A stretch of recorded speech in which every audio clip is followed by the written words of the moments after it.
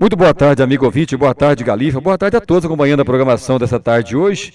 Hoje, dia de terça-feira, dia de falar de temas ligados à saúde, à doença, e a gente convida mais uma vez o Dr. Péricles, o médico Dr. Péricles Marcelo Gontijo, médico especialista em clínica médica, rancenologia e atende também no Centro de Especialidades Dr. G.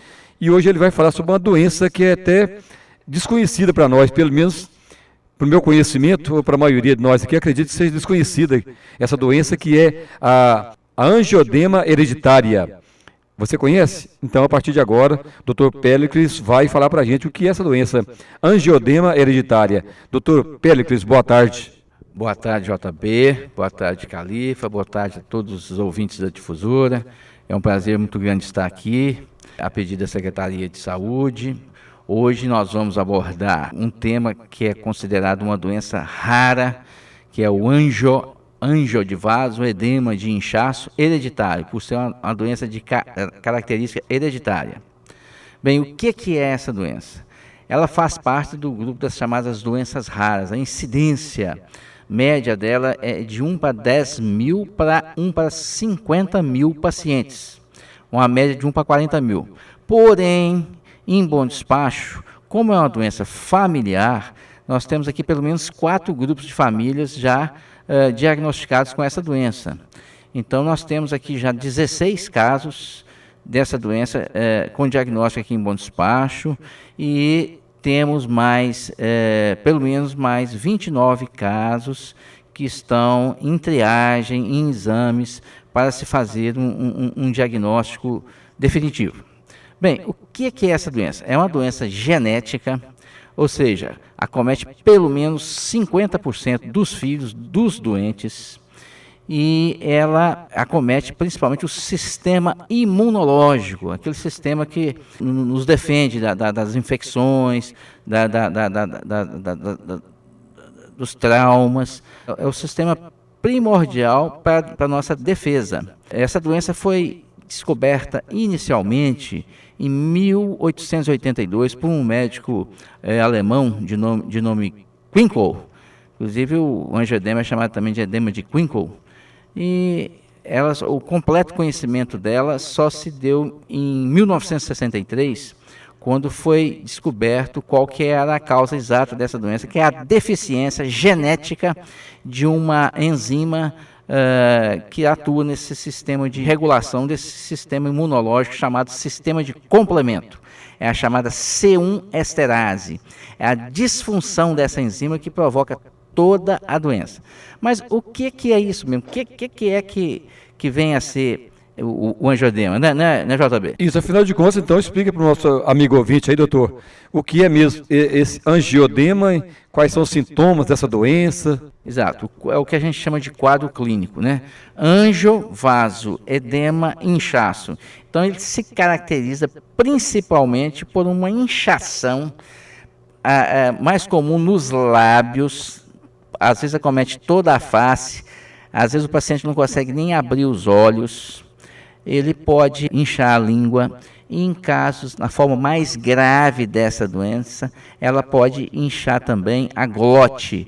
A glote é a parte superior da laringe, para onde passa todo o oxigênio que vai para, todo o ar respirado que vai para os pulmões. Em caso dela fechar, o paciente pode sofrer uma asfixia com parada cardíaca e, eventualmente, morte. Daí o grande medo dessa doença. Já houveram casos de morte, inclusive em bom despacho com essa doença.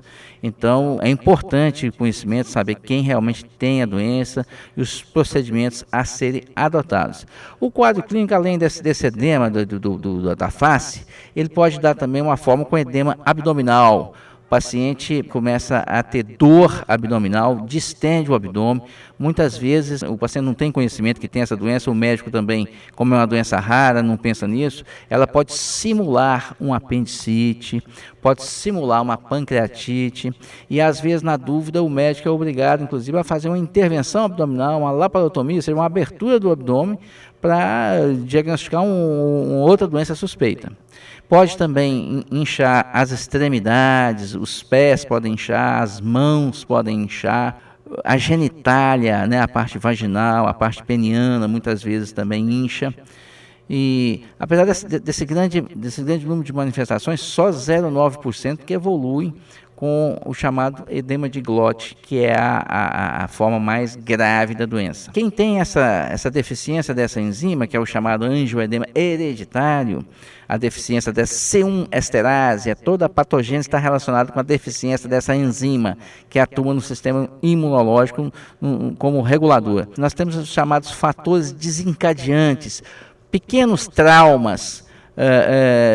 Tem uma paciente que me relata há pouco tempo que estava deitada com o celular, por exemplo, conversando no celular, o celular cai, bate no lábio dela, aquilo já foi o desencadeador de uma grande crise, inchou o lábio, inchou a língua, inchou o rosto, e é assim, pequenos traumas, pequenas infecções, pequenos resfriados, picadas de inseto. É importante os pacientes que têm essa forma de inchar procurar fazer os exames para ver se é a forma hereditária, porque essa forma é mais grave e às vezes vai fazer uma cirurgia, um procedimento, uma endoscopia, um tratamento dentário, uma pequena cirurgia que seja, já é capaz de desencadear. Bem, primeiro a gente faz o seguinte, primeiro a gente classifica, ela tem o angioedema, são 3 formas de angioedema. Tem o hereditário, que é esse mais raro, que nós estamos tendo esses pacientes aqui em Bom Despacho.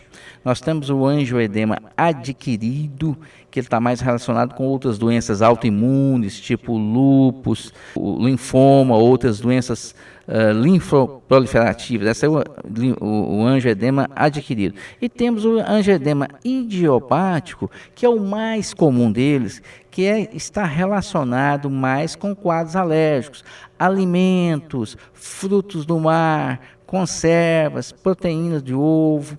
Esse aí é a forma alérgica, não tem nada a ver com a forma hereditária. O diagnóstico tem que ser bem feito, porque essas doenças são muito parecidas e o tratamento é completamente diferente. Uma coisa importante também no angioedema hereditário é que ele nunca evolui com urticária, que é esse calombo que dá na pele quando a pessoa tem um quadro alérgico, que é comum nesse angioedema idiopático ou alérgico. Bem, tendo o diagnóstico, através de exames clínicos, de exame de sangue, você consegue diagnosticar através da dosagem da enzima, da dosagem qualitativa, quantitativa e a dosagem do complemento C4 também. Através disso você consegue fazer o diagnóstico e classificar os doentes em 3 tipos, tipo 1, tipo 2, tipo 3, cada um com as suas alterações laboratoriais. Aí você vai partir para o tratamento. O tratamento nós temos uma abordagem dele em 3 formas. É o tratamento profilático para evitar a longo prazo, que é aquele que o paciente que tem crises médias ou frequentes vai tomar remédio todos os dias, mas à base de andrógenos atenuados, danazol é a droga protótipo para esse tratamento, e existem outros agentes também chamados antifibrinolíticos, que são também usados para o tratamento. Isso vai depender aí da idade do paciente, se é criança, se é adulto, se tem outras alterações no fígado, se tem outras doenças, aí você vai indicar o medicamento mais apropriado. Lembrarmos também que essa doença ela é piorada por alguns medicamentos que o paciente faz uso. Por exemplo, os chamados inibidores de ECA, que são hoje drogas bastante usadas para tratamento da hipertensão e da insuficiência cardíaca. No caso, o captopril, o enalapril, o fosinopril, o ramipril. Essas drogas são proibidas de serem usadas por esses pacientes. Também os medicamentos anticoncepcionais orais à base de estrógeno e os repositores de hormônio à base de estrógeno são proibidos.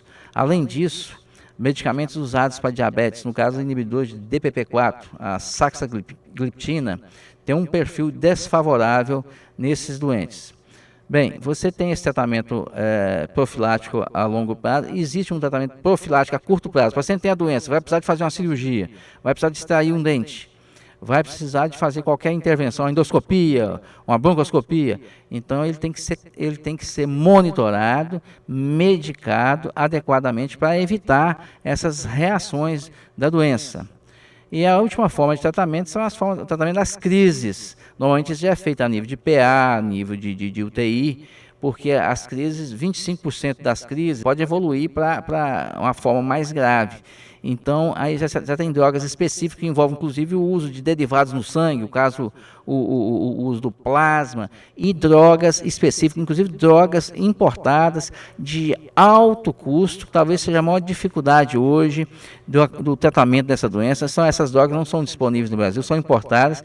Algumas dessas drogas custam mais de R$5.000 a ampola, e o paciente tem que tê-las, ou pelo menos ter um acesso a uma unidade, né, perto, que dispõe dessas drogas para uma eventual forma grave, uma eventual crise grave da doença.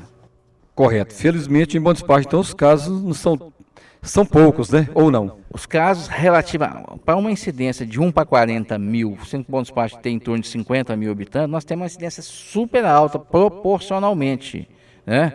Nós estamos com 16 casos já diagnosticados, mas pelo menos 29 casos triagem. Nós estamos fazendo um acompanhamento desses pacientes, estão sendo pedidos exames. A Secretaria de Saúde conseguiu, através de convênio aí com um laboratório de São Paulo, que esses exames sejam feitos em São Paulo, em Santo André, que é na Faculdade de Medicina do ABC, que é hoje considerada onde tem um atendimento de vanguarda para esses pacientes. Então, nós estamos fazendo a triagem desses pacientes com sintomas suspeitos, pacientes que estão na família desses casos aqui já diagnosticados de angioedema. Os pacientes são recomendados que se procure a policlínica e lá eles vão ser marcados para a gente fazer essa triagem, para pedir os exames para ser feitos os diagnósticos, se são portadores da doença,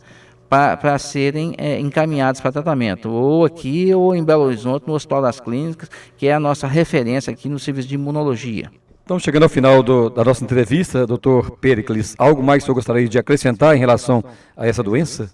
Todos aqueles que tiverem esses sintomas, né, esse edema recidivante de lábio, de mãos, de pés, acho que deveriam procurar a unidade de saúde ou mesmo a policlínica, e a gente vai atendê-los. Aqueles que configurarem casos suspeitos vão ser pedidos os exames, porque é importante que tenha esse diagnóstico precoce para que tenha o menor risco para esses pacientes. Ok, muito obrigado, boa tarde. Boa tarde a todos os ouvintes, a você, Califa, você, JB. Sempre um prazer estar aqui ao lado de vocês, trocando informações sobre as doenças mais prevalentes no nosso Bom Despacho.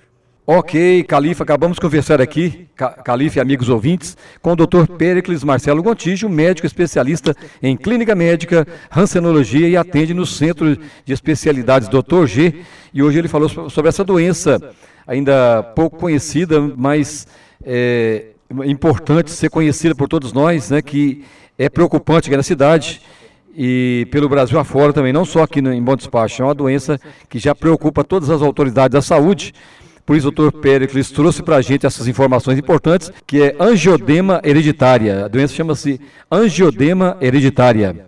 Ficamos por aqui, voltando logo mais 17 horas com Tarde Sertaneja. Até lá, hein?